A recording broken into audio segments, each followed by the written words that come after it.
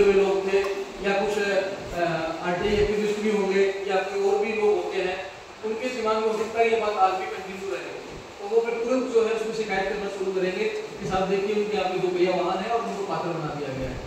तो इस प्रकार की शिकायतों से बचने के लिए भी जरूरी है कि जो पात्रता अपात्रता के जो रिवाइज गाइडलाइंस है वो पूरे जनपद में सब लोगों को जानकारी हो बात की। तो मैं आपके माध्यम से यही चाहूँगा कि इस योजना की सही सूचना जो है वो आगे जानी चाहिए।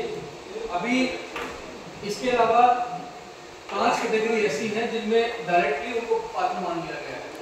वो कौन सी है कि आश्रय विहीन परिवार, जिनके पास कोई मकान ही ना हो, बेसहारा भीख मांगकर जीवन यापन करने वाले लोग, हाथ से मैला ढोने वाले लोग, आदिम जनजातीय समूह और वैधानिक रूप से मुक्त कराए गए बंधुआ मजदूर, ये पात्रता की श्रेणी में आते हैं। और जो रिवाइज पहले क्या था वो तो आप अलग से देख ही लेंगे, ये आपके सामने भी आ गया है।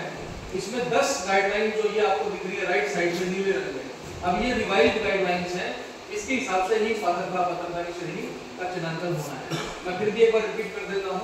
मोटर चालित 3/4 पहिया वाहन, यंत्रीकृत 3/4 पहिया कृषि उपकरण, 50,000 रुपए अथवा इससे अधिक की क्रेडिट सीमा वाला केसीसी, वे परिवार जिनका कोई सदस्य सरकारी कर्मचारी है, गैर कृषि उद्योगों में सरकार द्वारा पंजीकृत परिवार, या वे परिवार जिनका कोई सदस्य 15,000 रुपए से अधिक प्रतिमाह कमा रहा हो, आयकर देने वाला परिवार, व्यवसाय करने वाला परिवार, वे परिवार जिनके पास 2.5 एकड़ या इससे अधिक सिंचित भूमि हो, और वे परिवार जिनके पास 5 एकड़ या इससे अधिक असिंचित भूमि हो।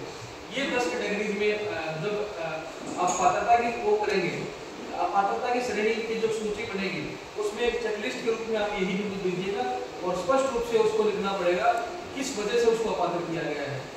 ये बिल्कुल ना हो कि सीधा एक लाइन लिख दिया जाए कि ये पात्र है या पात्र है, ये पात्र है या पात्र है, ऐसा नहीं होना चाहिए। जिस भी व्यक्ति का अगर आवेदन है आपके पास में और आप उसकी जांच कर रहे हैं पात्रता की, तो आप इसी सूची पे ही सामने लिखेंगे किस कारण की वजह से उनको अपात्र आपने किया है। ये एक मैसेज जो है प्रॉपर्ली चला जाए। उसके बाद इससे पहले जो हमारे पास सूची उपलब्ध है आवास प्लस की, जिसमें पहले जांच की गई थी पात्रता की, वो 2588 लाभार्थियों की सूची हमारे पास पहले से है। मैं चाहूंगा कि एक बार पुनः इन 2588 के जो नई गाइडलाइंस आई हैं इसके हिसाब से इसका सत्यापन दोबारा से होके इसकी रिपोर्ट जितना जल्दी उसके आ जाए। तो सबसे पहले प्रायोरिटी तो इन्हीं को करना है। अगर टारगेट इससे ज़्यादा का हमको काम होता है तो हम इस वर्ष भी जो नए लाभार्थी होंगे उनको हम टेकअप करेंगे, और अगर संख्या ज़्यादा होगी तो फिर अपकमिंग ईयर्स होंगे उनमें उनको शामिल कर लिया जाएगा। इसके बाद में जो बैठक गांव स्तर पे होगी उसमें जो बैनर बनेगा उसमें ये जरूर लिखवा दीजिए PMAYG सर्वे 2024 उन्मुखीकरण गोष्ठी, ये जो इसमें लिखा हुआ है ये इसके नाम पे बैनर में वो बैठक रहे, जिससे कि ये लग सके कि हाँ आपने इसी विषय पे बैठक आपने की है। और ये सारी बैठकें एक सप्ताह में समाप्त होने के निर्देश दिए गए हैं। और जैसा सीधे हमने बताया कि संविदा कर्मियों का इसमें नियुक्ति आपको नहीं करना है। अब एक बात जो अंत में महत्वपूर्ण है कि जब ये पूरा होमवर्क हो जाएगा तो मैं चाहूँगा कि जो सूची हमारी फाइनल हो जनपद की, हम चाहते हैं कि ज़्यादा से ज़्यादा जो लाभार्थी हैं उनको इस योजना का लाभ मिलना चाहिए। पूरे देश में लगभग 3 करोड़ से अधिक आवास जो है देने की अभी इस फेज में योजना है। तो हमारे जनपद में मैक्सिमम लाभार्थियों को लाभ दिला सके इसके लिए हम लोग काम करें। और मैं ये भी चाहूँगा कि इसका एक जो ग्राम वार रजिस्टर भी मेंटेन रहे और उसमें किसको पात्र अपात्र किया गया उसकी सूची भी आपके पास रहनी चाहिए। जो एक बार लिस्ट फाइनल हो जाए कि ये लोग पात्र हैं, उन पात्र लाभार्थियों की सूची को आप डिस्प्ले करेंगे जगह जगह। आप उसमें ग्राम जो हमारा पंचायत भवन है उसमें उसको सूची को प्रिंट करा के आप प्रिंट करा के वहाँ पे चिपकाइए।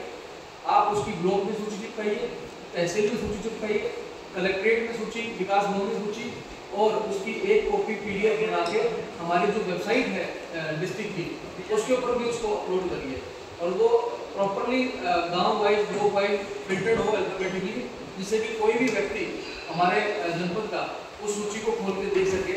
और अगर एक विंडो भी हम लोग एक हफ्ते की 10 दिन की 15 दिन की खोलें कि अगर इस सूची में किसी को आपत्ति है कि उनके हिसाब से कोई आदमी उनको लगता है कि इसमें गलत व्यक्ति को चिन्हांकन किया गया है, तो उसकी आपत्ति करने का भी ऑप्शन हम वहाँ पे एक बोल दें, कोई ईमेल आईडी या कोई व्हाट्सएप नंबर, जिससे कि अगर पुनः हमें उन व्यक्तियों की जांच करानी हो तो हम दूसरी टीम भेज के इन बिंदुओं पर उनकी जाँच करा सकें। और अगर मुझे ये मिला कि किसी व्यक्ति को हमारे किसी सरकारी कर्मचारी ने किसी व्यक्ति को गलत रूप से पात्र बनाया है या गलत रूप से अपात्र भी बनाया है, तो उसके खिलाफ भी कार्रवाई हम लोग करेंगे यहाँ पे। इसलिए जो सर्वेक्षण होगा वो बहुत मेहनत से और ईमानदारी से और ट्रांसपेरेंट तरीके से होना चाहिए। तो इन सारी बातों का हम लोग ध्यान रखेंगे। आज का जो मुख्य विषय है वो यही है कि इस पूरी योजना पे आपकी जानकारी जो है हमारे मीडिया बंधु यहाँ पे जो प्रिंट मीडिया से हैं, इलेक्ट्रॉनिक मीडिया से हैं, सोशल मीडिया से हैं, वो सारी बात जो है वो जनपद के हर व्यक्ति तक पहुँच जाए, जिससे कि जो लोग पात्र हैं वो इस योजना का लाभ ले सकें। तो मुझे इतना ही कहना था। अगर किसी का कोई सवाल है, कोई क्वेश्चन है, कोई मीडिया बंधु उनसे कोई बात पूछना चाहता है तो उस बात को हम लोग